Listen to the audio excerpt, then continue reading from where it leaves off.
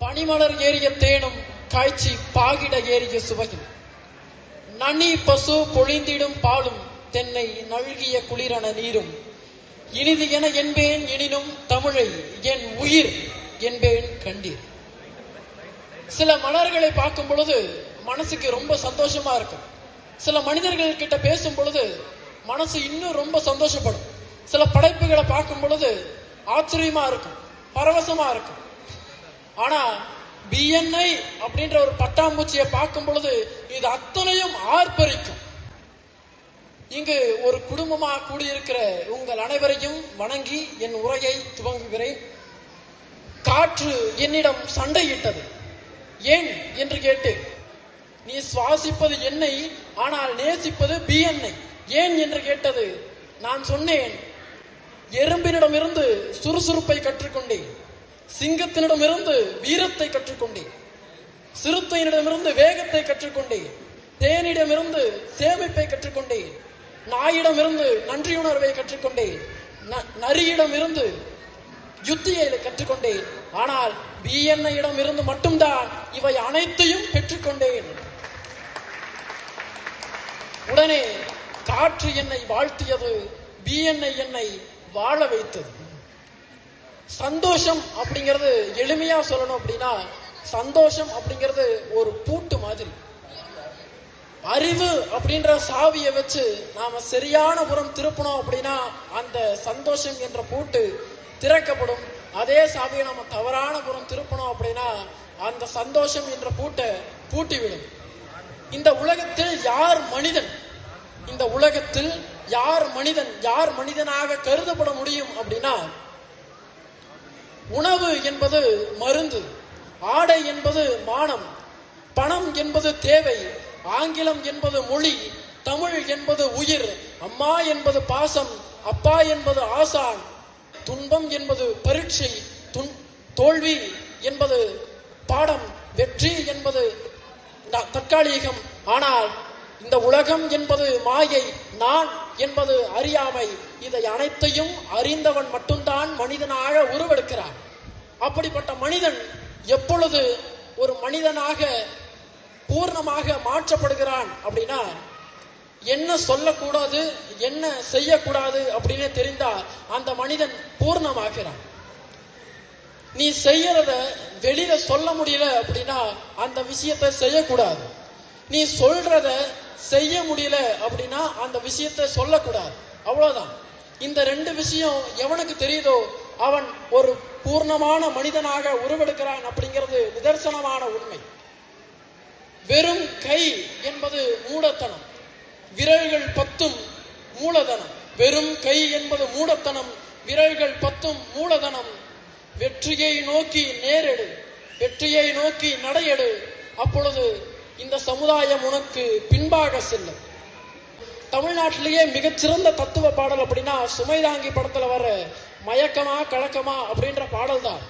ஆனா அதனுடைய அடுத்த வெர்ஷன் என்ன அப்படின்னு கேட்டா, ஆட்டோகிராஃப் படத்துல வர ஒவ்வொரு பூக்களுமே சொல்கிறதே வாழ்வின்றால் போராடும் போர்க்களமே, ஒவ்வொரு விடிகளுமே சொல்கிறதே இரவானால் பகலொன்று வந்திடுமே.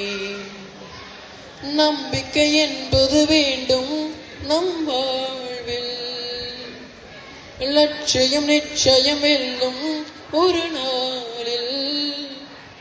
மனமே ஓ மனமே நீ மாறிவிடு, வெயிலோ அது பனியோ நீ மோதிவிடு, ஒவ்வொரு பூக்களுமே சொல்கிறதே வாழ்வென்றால் போராடும் போர்க்களமே. உள்ளம் என்றும் எப்போதும் உடைந்து போக கூடாது, என்ன இந்த வாழ்க்கை என்று எண்ணம் தோன்றக்கூடாது.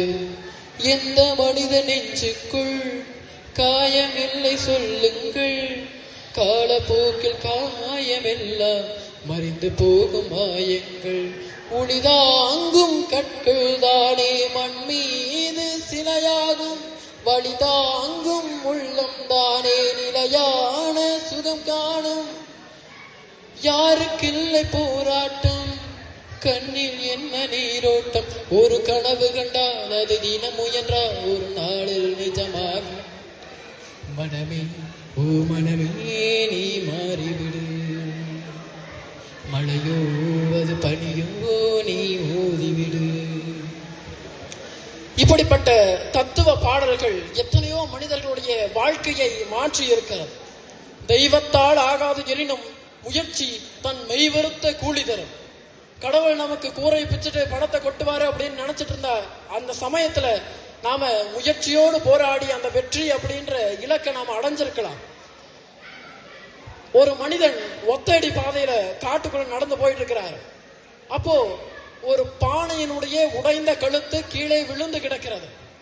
அந்த பானையினுடைய உடைந்த கழுத்தை அவர் மிதிக்க போகிறார். அப்போ என்ன மிதிக்காத அப்படின்னு அந்த பானை சொல்லுது.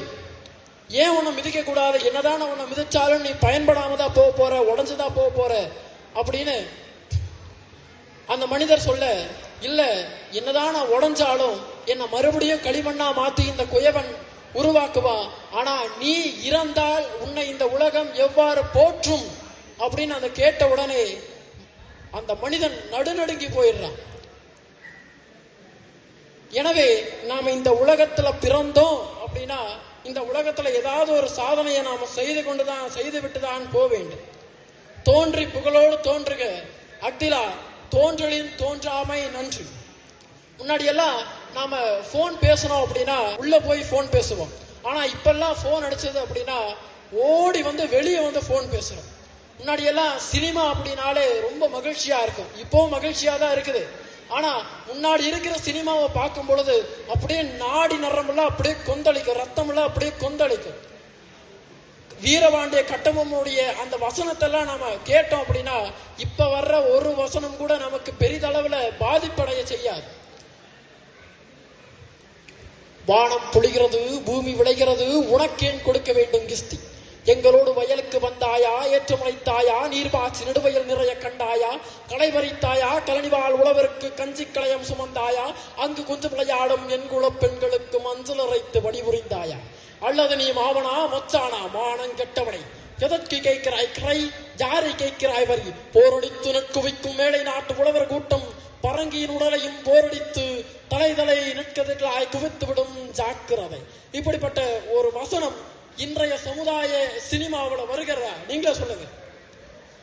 எனவே நாம என்னதான் ஒற்றுமையா இருந்தாலும் அவை சொல்லுவார், சாதி இரண்டொழிய வேறில்லை, சாற்றுங்கால் நீதி வலுவா நெறிமுறையில் இட்டார் பெரியோர் இடாதோர் இழிகுலத்தோர் பட்டாங்கில் உள்ளபடி அப்படின்னு.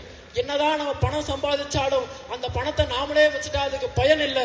இந்த சமுதாயத்துக்கு கொடுக்க வேணும் அப்படின்னு ஒவ்வொரு கோட்பாடுகளையும் எடுத்து செயல்பட்டு கொண்டிருக்கிற இந்த பிஎன்ஐயை வாழ்த்தி வணங்கி என் உரையை நிறைவு செய்கிறேன். நன்றி, வணக்கம். மொழி வளம் ரொம்ப பெருமையா இருக்கு. எங்க பையன் அப்படின்னு நாங்க வெளியே சொல்லிக்கிறதுக்கு அருமையான மொழி வளம். இப்ப எல்லாத்துக்கும் இன்னொரு பேரண்ட் வந்து ஒரு இன்னொரு பையன் கிட்ட சொல்லிட்டு இருக்காங்க, பாரு 12ஆம் கிளாஸ் 11ஆம் கிளாஸ் படிக்கிற பையன் எப்படி இருக்கான்னு.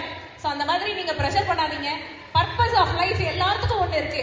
நம்ம குழந்தை நம்மளுக்கு வேற ஒரு பர்பஸ்க்கு வந்திருப்பாங்க. இவன் வந்து தமிழ் மொழிக்காக வந்தவன் என்று நினைக்கிறேன். நன்றி.